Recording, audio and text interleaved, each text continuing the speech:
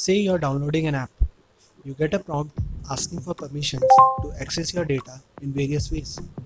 Everything looks normal to you, and for most of the users, it's perfectly normal. But here's the thing, have you ever wondered what is your data? Where is all of your data going?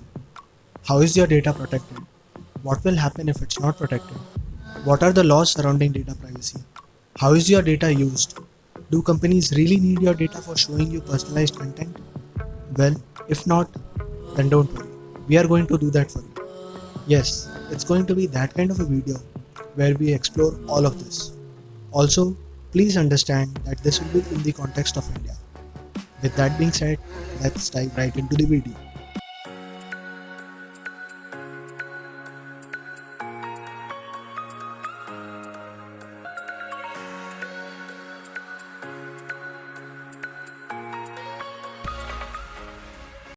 Privacy is something that is very important, yet surprisingly, people do not give it the attention that it must get. In the digital age that we are living in, a lot of our activities can be done on a smartphone. You want clothes, you go online and order them. You want to go somewhere, you book an Uber or a Ola, medicines, food, groceries, you name it. There's an app for that. While all of this is very convenient, we have had instances in the past when a security breach or a hack has resulted in data compromise of a lot of people. To give you some examples, let's look at some of the major incidents related to compromised data. Records of 17 million users were stolen from Zomato, an online restaurant search platform, and was up for sale on dark web for $1,000.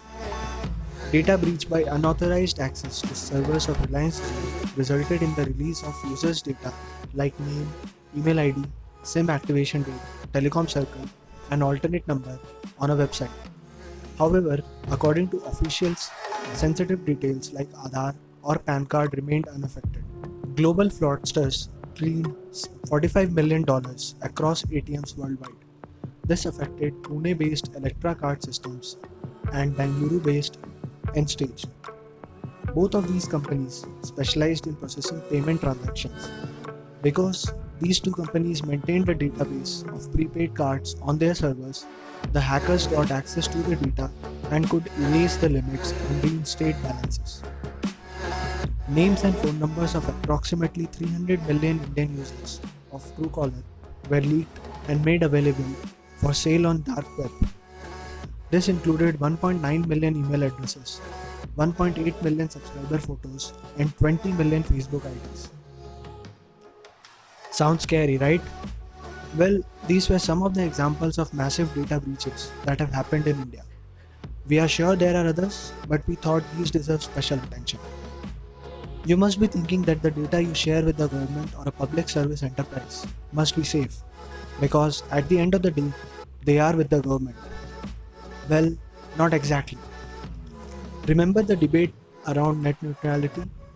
Well, Anonymous India brought down the website of the Telecom Regulatory Authority, TRAI for short, by carrying out DDoS attacks against its website, thereby putting out the email IDs of 1 million users who had responded to the net neutrality debate on Twitter. Aadhaar database reportedly suffered multiple breaches that compromised the records of almost 1.1 billion Indians. This included their Aadhaar names, email IDs, and physical addresses, phone numbers, and photos. Hey, I know you must be having questions, lots of them. But before any of that, let us understand what data is. Data in today's age is all kinds of sensitive personal information. Let me try to explain you through an example. One fine day, you end up searching for a pair of shoes on Amazon or on Flipkart. You go to the website, make the search, look for the various products, and probably add to your wishlist a few of them. Now you open your Facebook app. While scrolling through the home feed, you see ads of the particular pair of shoes that you wishlisted on Amazon or on Flipkart. This might scare you or might make you a bit suspicious. This is a very simple example of a company using your data and selling it to a third party. You might go ahead and buy the shoe, but the fact that data has been shared with a third party is quite scary. Imagine the same situation if you were to make a payment or share your email ID to a WhatsApp contact. This is where strong data regulation laws come handy. A strong law protecting your rights as a user can safeguard your information and ask hard questions of the company using your data. As you can see, a lot of countries around the world have their own versions of what data privacy laws should be. India for a long time did not have her own data protection law. That, however, changed on 31st of August 2017 when a 9-judge bench of the Supreme Court in the case of Puttaswamy versus Union of India declared that right to privacy is a fundamental right protected by Part 3 of Indian Constitution. Your IP address, the websites you visit, the many searches that you make, or the location data that you share through different applications is used by a company to identify you and learn personal information about you. We cannot stress enough on the importance that information such as these mentioned above should deserve. These are sensitive and personal to you and have to be protected with the highest level of diligence and security. Let's now discuss what the Government of India has done in terms of data privacy reforms in recent times.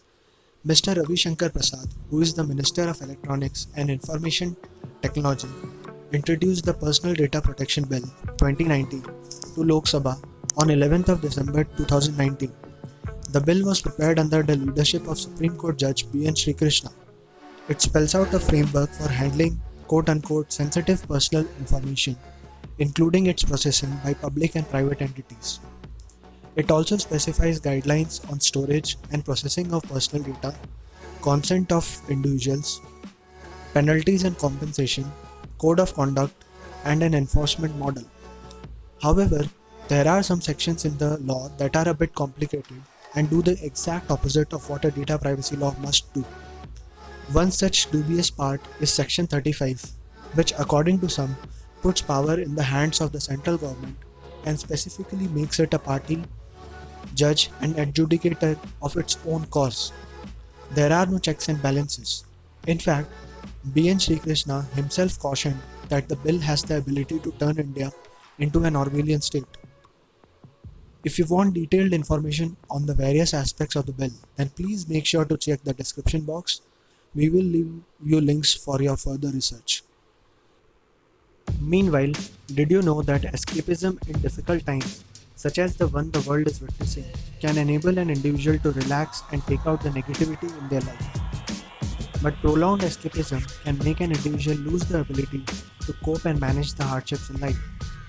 But that's a topic for another day. If you found the video interesting, please like the video and consider subscribing to the channel and pressing the bell icon so that you do not miss out on any new and awesome content that we put up.